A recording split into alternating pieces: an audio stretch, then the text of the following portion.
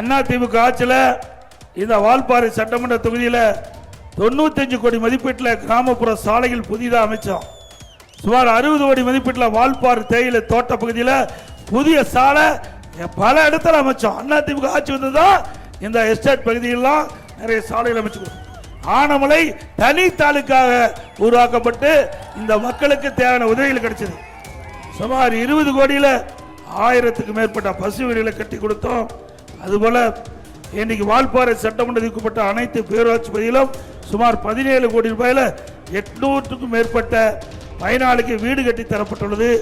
ஆழியார் அணை குடிமராமத்து திட்டத்தின் கீழ் தூர்பாதை விட்டு விவசாயிகள் பயன்பாட்டுக்கு வண்டர் மண் கொடுக்கப்பட்டது. வால்பாறை 5 கோடி மதிப்பீட்டில் அம்மா படகு இல்லம் மற்றும் 3 கோடி மதிப்பீட்டில் தாவரவியல் பூங்கா அமைக்கப்பட்டது.